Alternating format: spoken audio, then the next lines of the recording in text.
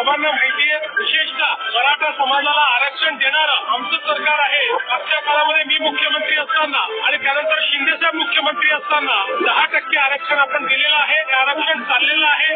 आपण अण्णासाहेब पाटील आर्थिक विकास महामंडळाच्या माध्यमातून 1.5 लाख मराठा उद्योजक तयार केले आहेत. मराठा समाजाकरता शिक्षणाची व्यवस्था आपण केलेली आहे.